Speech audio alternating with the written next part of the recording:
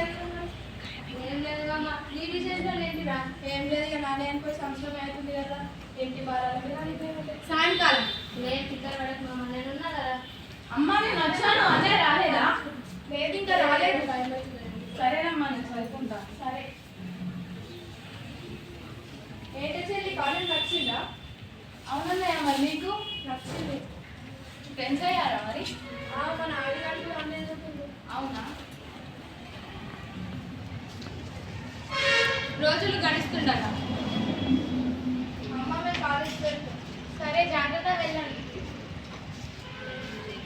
ఏంటి మామ ఈ మధ్య బాగా స్ట్రెస్గా అనిపిస్తున్నావు? ఏం లేదు ఏం టెన్షన్ లేదు. అరే మామ నీ ప్రాబ్లంలో నేను ఒక సొల్యూషన్ చూసిందా? నా ప్రాబ్లం మొత్తం సొల్యూషన్ చేసుకోరా? అదే మామ నువ్వు రారా, ఎప్పుడు ఈ బుక్ పట్టుకుని రారా, మరి చదువుకోవాలా? ఎప్పుడు ఆడపిల్లలు సార్ సార్ అంటారు.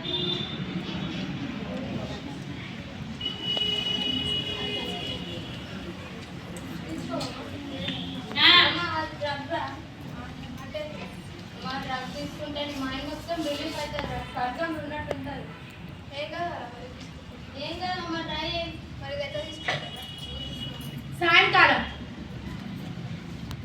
అమ్మ నేను వచ్చాను అనే రాలేదా? లేదు, వీడు రోజు లేట్ వస్తున్నాడు ఏంటి అసలు. అవునా? సరే ఒకసారి ఫోన్ చేసి చూడు. సరేనమ్మా.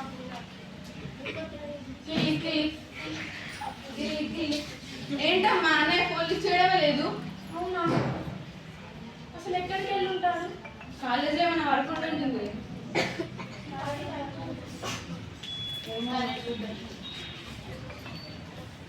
అదిగో వాడు వస్తున్నాడు.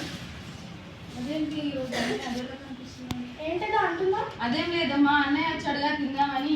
మనీ తిందు కానీ పదం. నా కాకాయలో లేదమ్మా. అదేంటన్నయ్య ఫ్రెండ్స్ తో బయట కానీ తిన్నావా ఏంటి? అది తినొచ్చాను. నా మాట చెప్పచ్చు కదా. రోజులు గడుస్తుండగా అదేంటి కదా సంవత్సరాలు కొన్ని రోజులుగా అన్నయ్య మధ్య సరిగ్గా మాట్లాడడం లేదు. రాత్రిలో లేట్గా వస్తున్నా. సరే అన్నయ్య ఏం చేస్తున్నాడు చూసాను. అన్నయ్య అన్నయ్య ఏం చేస్తున్నావు అన్నయ్య? అమ్మ నన్ను చూసుకోవాల్సిన బాధ్యత ఇదే, నన్ను మర్చిపోయావా ఏంటి? అసలు నా రూమ్ లోకి ఎందుకు వచ్చావు? అదేంటన్నయ్య అలా మాట్లాడుతున్నావు? అసలు బయటికి ఈ విషయం పరిస్థితి అమ్మకు రోజులు గడుస్తుండగా మనీ మనీ లేరా? ఎంతసేపు పడుకుంటావు?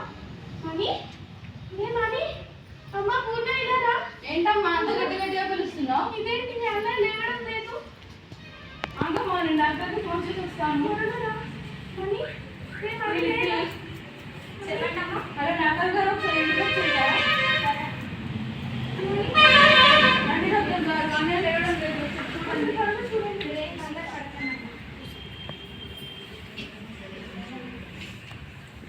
సారీ అమ్మా, మీ అబ్బాయి చనిపోయాడు. అయినా మీ అన్నయ్యకి డ్రగ్ అలవాటు ఎక్కడ ఉంటుంది? సంవత్సరం ఉంటుంది డాక్టర్ గారు.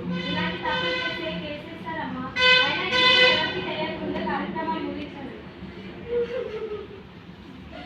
అయ్యో భగవంతుడా, నాకేంత అన్యాయం చేశావు. నా భర్తను తీసుకుపోయాం, ఇప్పుడు నా కొడుకుని కూడా తీసుకుపోయానే. నాకు నా కూతురికి ఇంకెవరు దిక్కు? అయినా నీకు గుర్తుందా, ఈ విషయం నాకు చెప్పే ఏదో ఒక పరిష్కారం చూసేదాన్నిగా. అది అమ్మ నువ్వు కంగారు పడతామని చెప్పలేదమ్మా. నాకు అందరి విషయం పక్కన పెడితే నేను బంగారం లాంటి కొడుకుని పోగొట్టుకున్నాను. వారం రోజుల తర్వాత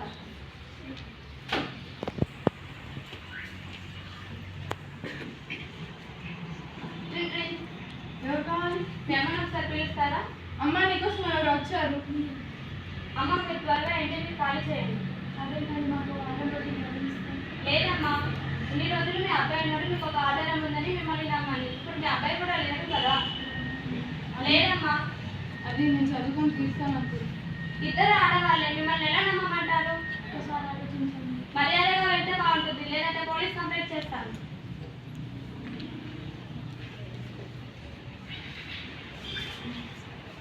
అమ్మ ఈరోజు రిజల్ట్స్ డే అమ్మ, ఒకసారి చూద్దామా?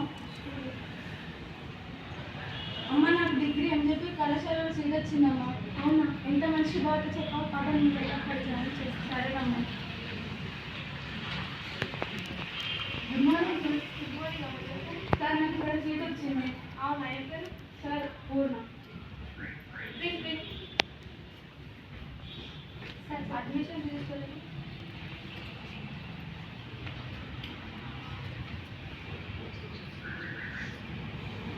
ఫైల్ సార్ నాకు ఏదో ఒక కనిపించాను. నీకెందుకు మాట్లాడాలి? నేను నా కూతురు ఒకే దగ్గర ఉంటాను సార్. నా భర్త మూడేళ్ళ కిందటే చనిపోయాను. నా కొడుకు కూడా మొన్నే చనిపోయాను. నాకు ఎవరు లేదు. అవునా, ఏదైనా పోస్ట్ ఖాళీగా ఉందా? సార్ మనకు ఒక వంటలు కావాలి. మరి మీరు తీసుకోండి. సరే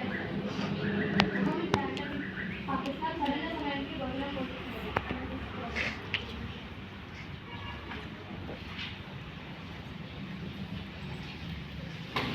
కొన్ని సంవత్సరాల తర్వాత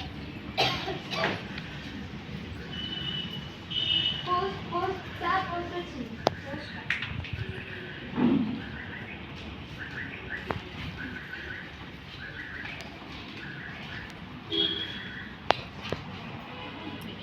పూర్ణ, అమ్మ పూర్ణ. సార్ చెప్పండి. కంగ్రాచులేషన్స్ అమ్మ, నువ్వు ఐపీఎస్ ఆఫీసర్గా క్వాలిఫై అయ్యావు. Thank you sir.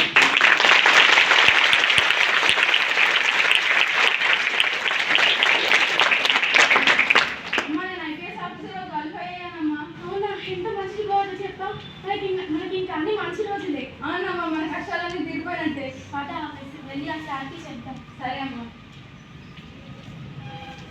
సార్ మేము వెళ్తాం. అలాగే అమ్మా, జాగ్రత్త.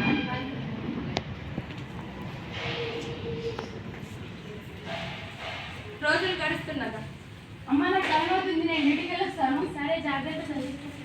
రే, ఏం చేస్తున్నారా? ఇలాంటి పనులు చేయడానికి నారా మీకు సమాజాన్ని మొత్తం పాడు చేస్తున్నారు కదరా. నడవండి నడవండి, ఇలాంటి వాళ్ళకి జైలు శిక్ష పడితేనే బాగుంటుంది. ప్లీజ్ మేడం, ఇంకోసారి తప్పు చేయండి. Please madam.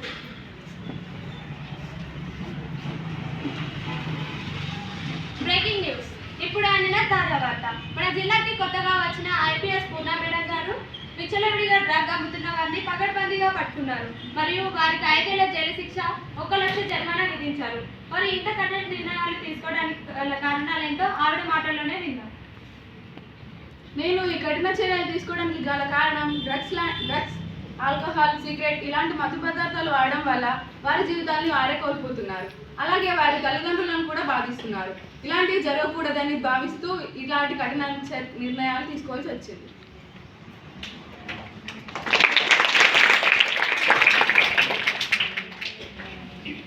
మేము మా ఈ చిన్న నాటక ప్రదర్శన ద్వారా ఏం తెలియజేయాలనుకుంటున్నామంటే డ్రగ్స్ లాంటి, ఆల్కహాల్ లాంటివి మత్తు పదార్థాలు వాడకుండా వారి జీవితాలని వాడుతూ జీవితాన్ని కోల్పోతున్నారు. ఇలాంటివి వాడకుండా వారి తల్లిదండ్రులను ప్రేమగా చూసుకోవాలని కోరుకుంటూ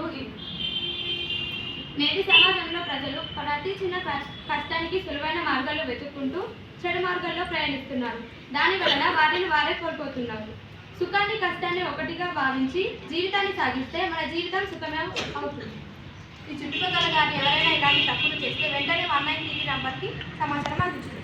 ఈ డ్రగ్ని అలవాటు మాన్పించి ఆరోగ్యమైన సమాజాన్ని నిర్మిద్దాం. నిజంగా